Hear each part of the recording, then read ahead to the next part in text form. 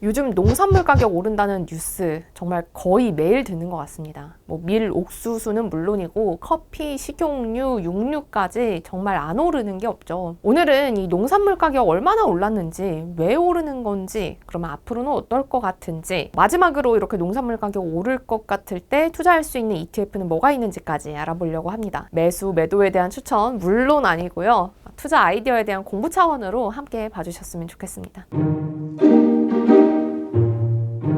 이 농산물 가격 상승이요, 정말 역대급이라는 말이 가장 잘 어울릴 것 같은데요. UN 식량농업기구인 FAO는 매달 식품 물가지수라는 걸 발표하는데요. 이게 곡류, 그리고 식물성 기름, 설탕, 유제품, 육류 이렇게 5가지 종류의 농산물 가격을 반영한 지수입니다. 가장 최근 데이터가 지난달 8일에 발표한 3월 식품 물가지수인데요. 이 3월 식품 물가지수가 전월보다 12.6% 올랐습니다. 이게요, 식품 물가지수가 만들어진 게 1990년인데 요 이후 가장 상승폭이 큰 겁니다. 그런데 1월에서 2월 넘어갈 때도 4.2% 올라서 와, 이것도 많이 올랐다 했거든요. 근데 요거를 단숨에 훌쩍 뛰어넘은 겁니다. 가격 상승세 뭐가 제일 컸는지 봤더니 식물성 기름이 가장 컸습니다. 3월에 전달보다 23%나 올라서 역대 최고 기록 경신했습니다. 대량으로 뭔가 튀길 때 쓰는 이런 식품 공장에서 주로 쓰는 파뮤, 그리고 또 가정용으로도 많이 사용하는 해바라기 씨유, 이런 거 할 것 없이 정말 죄다 올랐습니다. 그 다음으로 많이 오른 게 곡물 가격이었는데 요거 역시 1990년 이후의 최고 수준인데요. 지난 3월에 전달 대비 17% 올랐습니다. 이후로 설탕, 육류, 유제품 순으로 많이 올랐는데 그냥 다 역대급으로 올랐다, 이렇게 보시면 됩니다.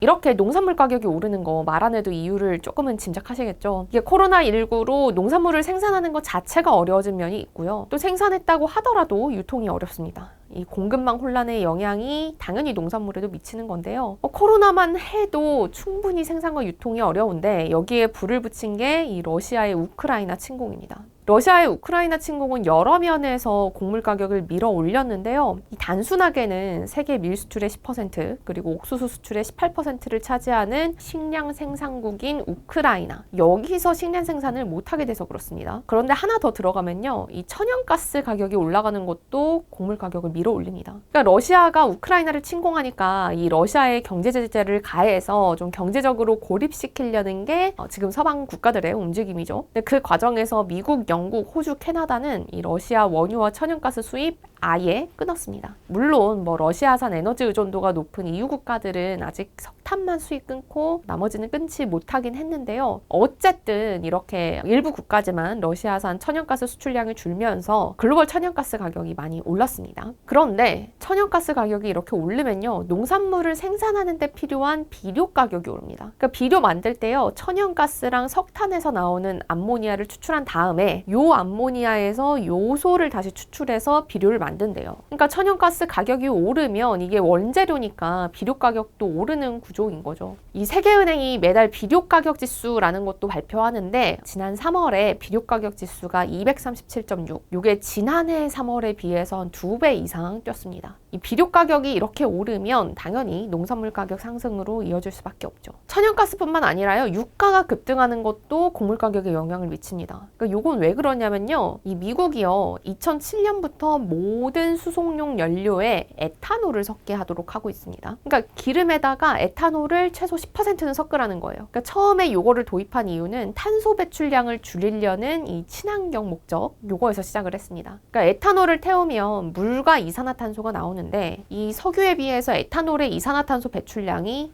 적거든요. 그런데 지난달 중순부터 미국은 에탄올 비중, 요거 섞는 거를요, 10%가 아니라 15%까지 늘리도록 했습니다. 그리고 또 원래는 여름에 온도가 높아서 좀 석유를 많이 떼면 스모그가 심해질 수도 있으니까 여름에는 에탄올을 함유한 가솔린 못 팔도록 했었는데 요 규제도 없앴습니다. 그러니까 1년 내내 에탄올을 많이 섞은 연료를 넣을 수 있게 된 건데요. 이렇게 하는 이유는 물론 친환경도 있지만 그것보다는 원유 가격이 요즘 많이 오르니까 이 상대적으로 가격이 조금 더 저렴한 에탄올을 더 많이 섞어서 기름값을 낮추자는 겁니다. 그런데 이 에탄올이요, 주로 옥수수로 만듭니다. 그러니까 우리 소주의 원료인 식용 에탄올, 요거 타피오카 같은 곡물을 발효시켜서 만드는 거, 요거랑 같은 원리인데요. 미국에서 원유에 이렇게 옥수수로 만든 에탄올을 더 많이 섞으면 어떻게 될까요? 자연스럽게 옥수수 가격이 올라가겠죠.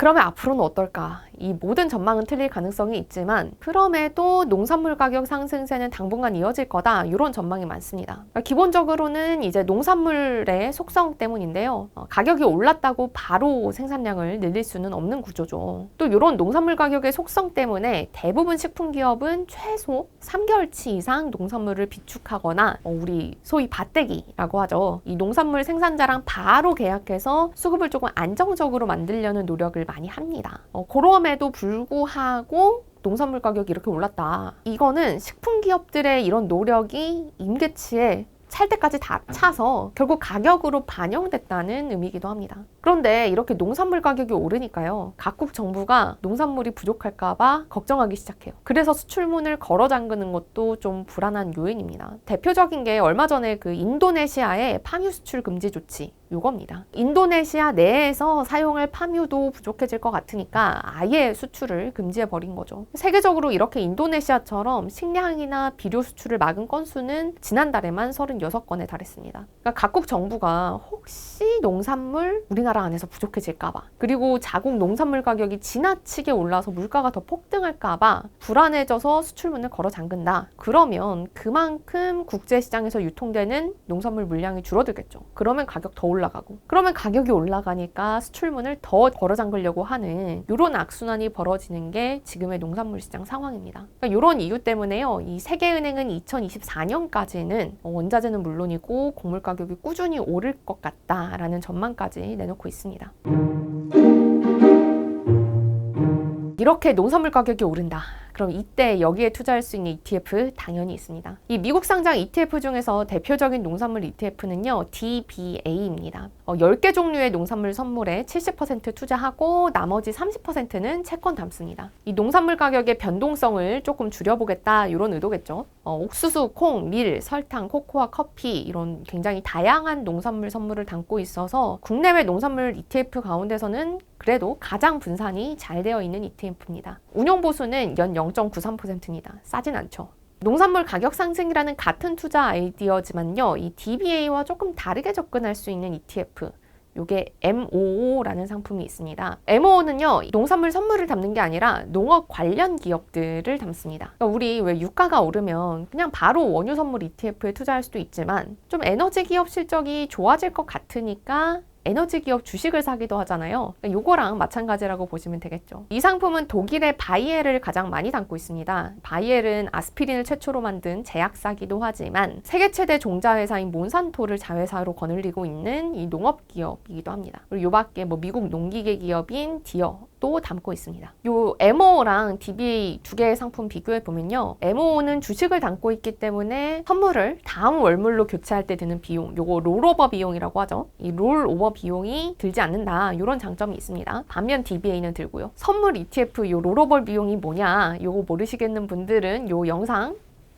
참고해주세요. 운용보수 또 0.56%로 DBA의 0.93%보다는 더 쌉니다. MO가요. 하지만 이거 원자재가 아니라 주식이기 때문에 시장 상황의 영향을 더 많이 받는다는 점, 이것도 감안해야 됩니다. 최근 MO 주가가 좀 떨어졌는데 이것도 이런 이유 때문이라고 보시면 됩니다.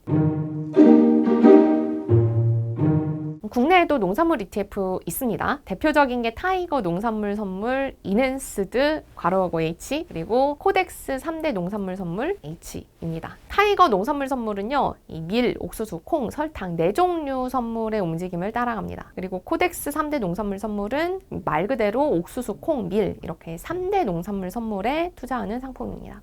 두 상품 모두 환해지형이고요. 그러니까 이거 환율의 영향을 안 받도록 설계했다는 뜻이죠. 그래서 지금 원달러 환율이 너무 높아서 앞으로는 좀 떨어질 것 같다, 이렇게 보는 분들이라면 그래도 미국 상장 ETF보다는 환해지가 가능한 국내 ETF를 고려해 보시는 게 가능할 것 같고요. 반대 상황이라면 미국 상장 ETF가 조금 더 유리하겠죠. 이 두 상품의 과거 수익률을 보면요, 큰 차이는 없습니다. 비슷하게 움직이고 있는 거 보실 수 있고요. 운용 보수는 코덱스 3대 농산물이 연 0.55%, 그리고 타이거 농산물 선물이 연 0.69%입니다. 네, 여기까지 이 농산물 시장 상황 그리고 관련된 ETF까지 알아봤는데요. 사실 전 준비하면서 이런 생각이 든 게 이 한기업 실적을 예상하기도 참 어려운데 이 실물 수요와 그리고 거시경제 상황이 굉장히 복잡하게 얽혀있는 이 글로벌 농산물의 가격 방향 예상하는 건 상상 밖으로 복잡한 변수의 총합이겠다 이런 생각이 들었거든요. 근데 다만 그래도 흔들리는 주식시장 외에 지금 좀 다른